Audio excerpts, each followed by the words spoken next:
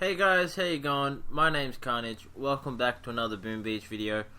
In today's video, I've actually got some pretty cool solos to show you guys for Mambo, Operation Mambo. The first one I'm going to show you guys is disassembler, and I did that today. So I did that with Scorches and Tanks.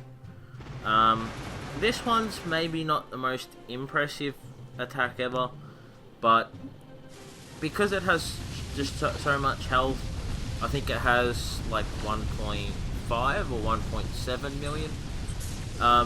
So it's definitely not the easiest. Tanks don't deal a lot of damage, so that much is actually quite a lot over time. And there's so many rockets and things like that, it makes all Zookas not very viable. So I've got this attack in 2 times, just so this doesn't get too lengthy of a video. As you can see, I'm having some problems with my tanks there, because some of the ones on the outskirts are actually targeting power cells. So I'm using my flares as effectively as I can, so that my tanks don't go in range of mortars, but they also stay out of range of the cells, if that makes any sense. So we're in the dead spot now. We'll just speed this up to 4 times because we're pounding away on that HQ, and boom, there it goes. So that was how I did disassembler for Operation Mambo. It's worth noting though, these bases actually have quite a lot of health now. So you can see this base here, Centaur. I went with a bit of a different combination than usual. I don't know if you guys have seen this.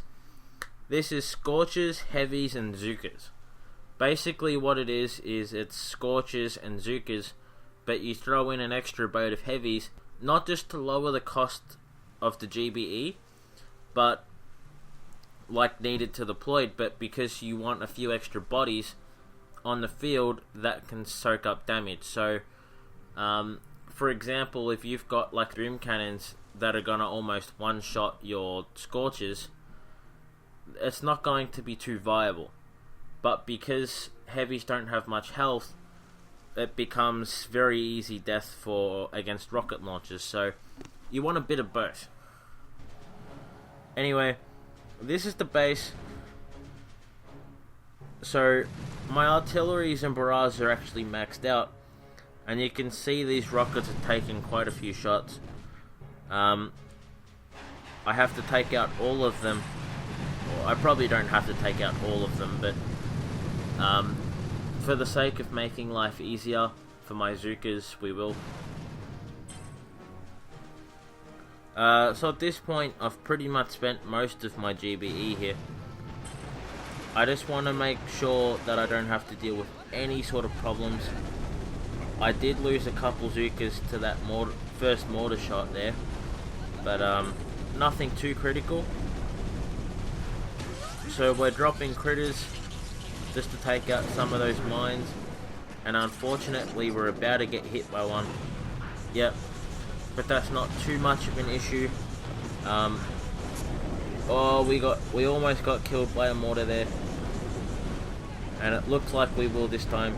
Yep, we did lose some Zookas, but again, not a problem, because we are shocking the threats in front. We're taking out the buildings, and now we've given ourselves a clean window to go right to the core. There are some buildings still in front of it, which are a bit of a nuisance. That many mortars is never a nice thing, especially when you're walking up to them. But our troops are going to rip through them, and I'm shocking just for the sake of shocking. It's nice to have some heavies alive at the end. So there's not really any rockets up above. In the higher level operations there are rockets in this little cluster of mortars. But we're not dealing with that, and even if we were, our heavy hitters in the front would be soaking up the damage right now. So this core had, I think it was 2.5 million, I think. I remember when I looked at this, there was no way that tanks could take it out. And that's the interesting thing about this base.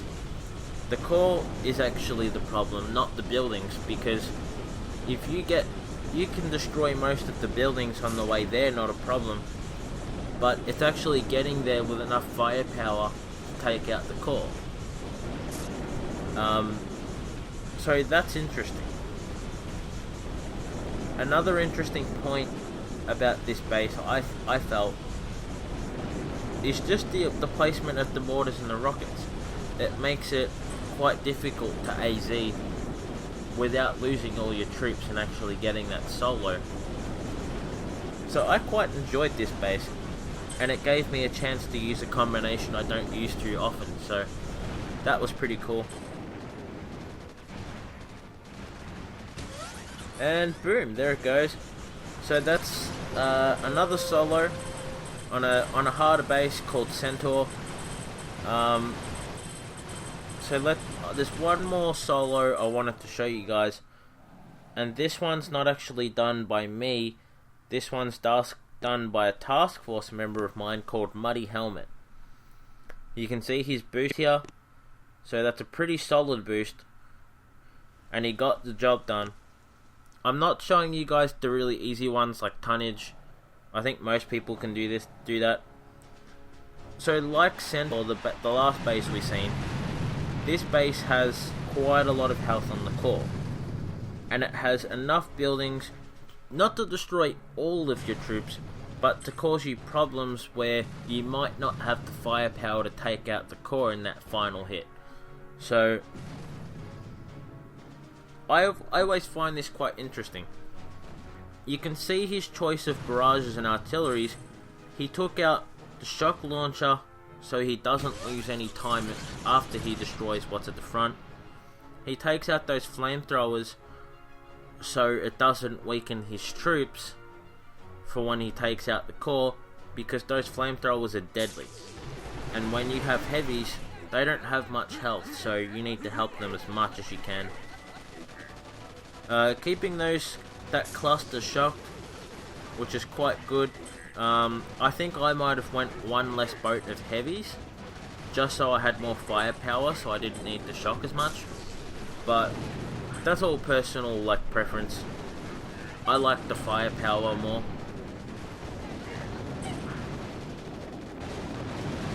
So he realizes he's not in the ideal dead spot that he scouted for, because those rockets were in range and so were the mortars. So now it's not going to matter what he does. And now you can see why he chose the 4 boats of heavies rather than the 3. Because he must have known that he was going to need every heavy he possibly could to avoid being killed by those mortars. So in the end, it winded up being a really well thought out attack by Muddy Helmet. I was really quite impressed with this. I didn't think he'd lose nearly as many heavies as he did. When I scouted it myself, I thought it was going to be quite easy with Yuka, but obviously not. So that was another solo on maybe not the hardest base, but quite frustrating if you don't scout it very well. So actually, you know what? I'll show you guys Atlas as well. So if you guys want to pause that to see the boost, you can. I'm just gonna try to speed through this a little bit. So I'm barraging out those boom cannons, and I've dropped my Scorchers and tanks. As you guys have probably noticed, I do favour my Scorchers and tanks.